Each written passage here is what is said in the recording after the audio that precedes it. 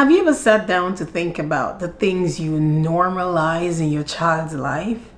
Like, have you actually given it real thought? Hi, I'm Vera Ezimora. I am a content creator, a writer, a speaker, and a podcaster. Hi, sweet potatoes. If you are new here, I call my tribe my sweet potatoes. And if you're watching this, you are a sweet potato. So thank you for being here. And we have a good conversation to have today. All right. So I grew up in a family of 3.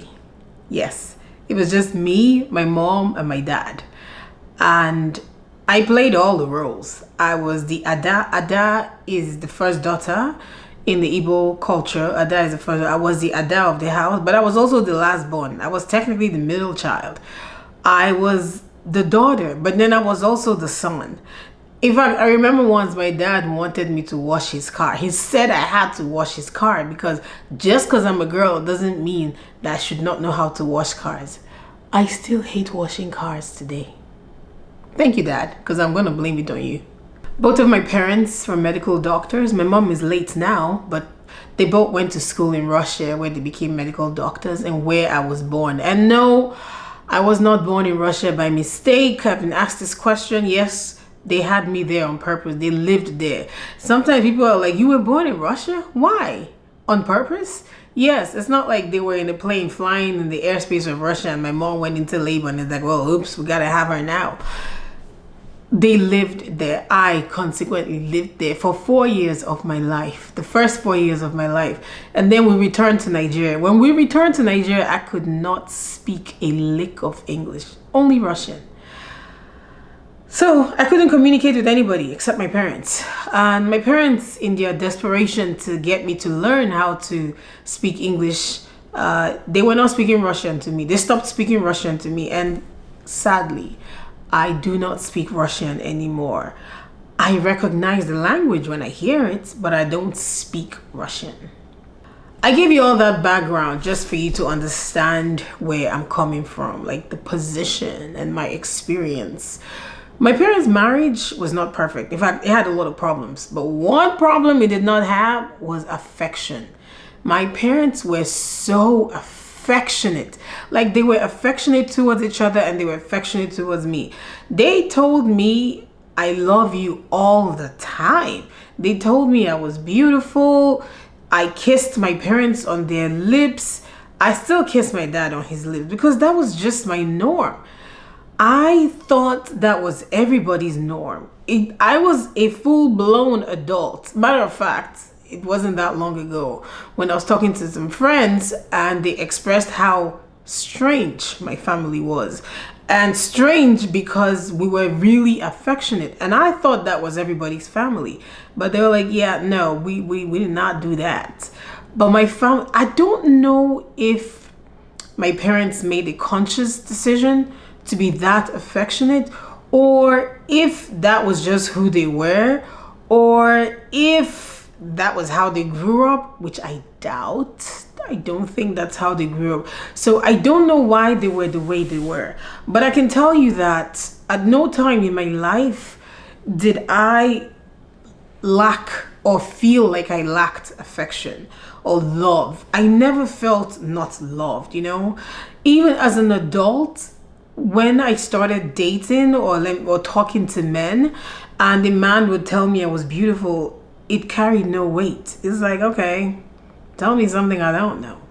And I know that sounds cocky and it's fine if you read it as that. Maybe I am cocky, but my parents had validated me so much that there was no room. The validation was overflowing. There was no room for somebody coming in and saying something like, you're beautiful. And for that to make me be like, oh my God, really? It's like, okay, yeah, I know. What else you got? And I am so grateful to my parents. Even my parents' friends, people who came together, like telling me that I was beautiful, that was my normal. That was my norm growing up. And I'm so grateful for it. To my parents and to their friends, thank you very much because you guys did me a solid. Whether you meant to or not, you did. I recently saw a video, a Nigerian woman, I don't know who she is, but she was saying that she doesn't think marriage is for Nigerian people.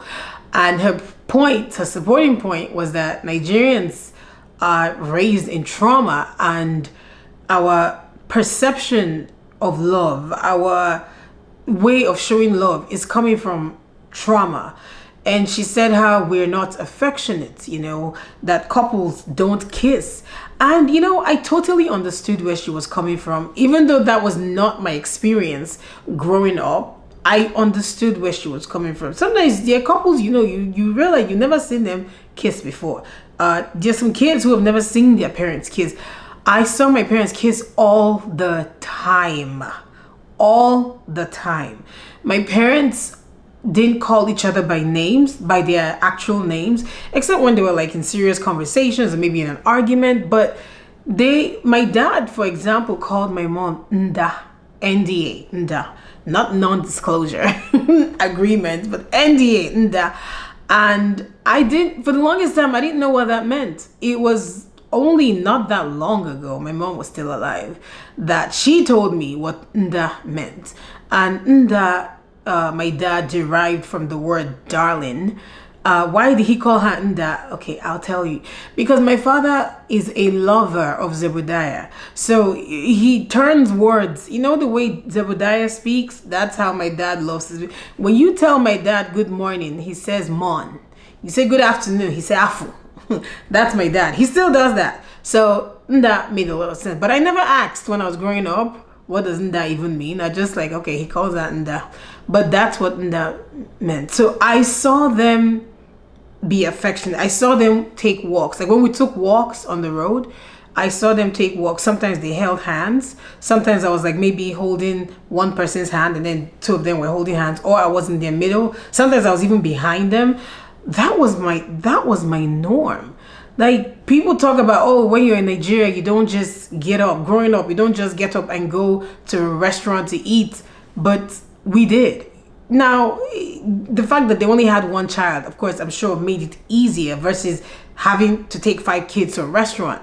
But I think if they had 5 kids, would have just gone less. Not that we wouldn't have gone at all. That was my norm. Again, I remember going to the airport in Jos just to look around.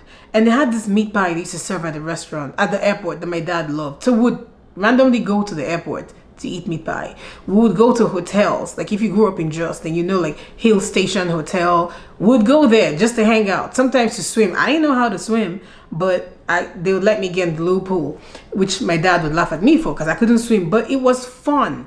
And it was, again, my norm. So that's why I'm asking you, what do you normalize in your child's life? When I decided to leave my marriage, that was one of the deciding factors. I didn't want my child growing up in chaos because I knew that's exactly what it was going to be, chaos. And I didn't want that to be her norm, like growing up in a household where this, that, and the other happens. No. I didn't want that. I was determined. I would be completely transparent with you. There are many things in my life that I have been unsure about. Take, for instance, my career path. At first, writing was just for fun. I never looked at it as something I could turn into a career or content. It was just for fun. It was a hobby. I'm learning to think of it differently now. I'm rewiring my brain. I'm learning and unlearning things. But one thing that I was never unsure of? My marriage. I knew without a shadow of doubt that there was just a type of marriage I was going to have. I knew there was a type of marriage I was going to have and a type I was not going to have. So when this chaos erupted in my marriage, it wasn't a truly difficult situation. Like, what were the options? It wasn't something that could be worked out. What was the other option? I wasn't going to stay. So I only had the option of leaving. But I knew this could not be my life. Like I did. I don't know how to explain to you how sure I was. And I wish I had that kind of assurance, that kind of confidence in my everyday decisions. Because the way I have never looked back. I've never wondered, could I have? No. I did what I was supposed to do. And I'm very glad I did it.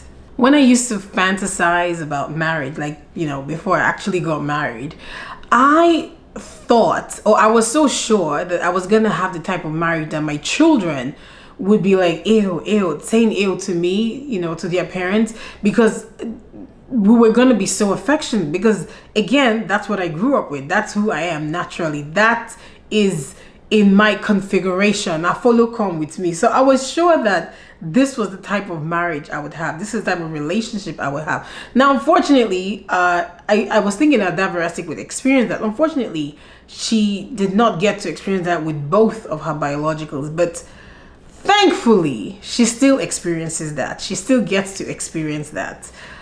I'm not saying that every couple needs to be kissing and touching and hugging all the time and saying I love you all the time. I'm not saying you have to do that, but I'm asking you what it is you're doing and what you're teaching your children. Like whatever actions you're taking or not taking, what do you think that's normalizing for your children? Do you feel like your children are looking at you and thinking, I want their marriage, or I want their friendship, I want their kind of love? Or are they looking at you like, I don't think my parents even like each other? Because there are couples like that where you're like, I don't know. Have you ever been in a situation where your parents just seem so not into each other that you become curious and you're like, wait, how did you guys actually meet? Like, did you guys date? Was this an arranged marriage? Did they force you people? Because you realize that they don't like each other. I know that, at least I know now, that as Nigerians or Africans, that showing affection, especially with our spouses and children, might not be the standard, you know. And I'm not talking about when you're asking, have you eaten and have you slept? I'm not talking about that. I mean, like, even saying I love you, actually saying it, not just looking with your eyes, but saying I love you and validating your children, telling your children how good they are, how proud you are of them. If you're not already doing that, it's not late to start. The thing is, it's just like as a woman, even if all the men outside tell you you're beautiful, it doesn't carry as much weight as when your own man tells you you're beautiful. So if you're a man, you have a wife, tell her, validate her. I'm going to have another video where I talk more in depth about this whole beauty thing. But for now, yeah, validate your kids. Make sure they know how proud you are of them, that you love them, that you care about them. There are some times where I have had the audacity, the effrontery to think, oh, I wish my childhood was this, that, and the other. But you know, now, the older I get, the more grateful I am for the parents that God gave me. Like, I think about them and I really, from a deep place in my heart, I really think, wow, you know, they had their issues, but they never made me feel like they didn't love me. I knew they loved me. I didn't doubt it. They showed me, they told me. So thank you to my parents. My mom isn't here anymore, but my dad is. And yeah, I wouldn't pick any other parents if I could. Even with everything that I know, even with everything that's happened, even with the things that I did not like. Looking back on it now, I would pick them all over again. So thank you. Thank you, God. If you enjoyed this video, please like, please share, please subscribe. I am working hard to get to 1,000 subscribers. So if you liked it, please consider subscribing. Also, I have a monthly newsletter that you don't want to miss. The link is in the description. Thank you for watching Sweet Potatoes. See you next time. Bye.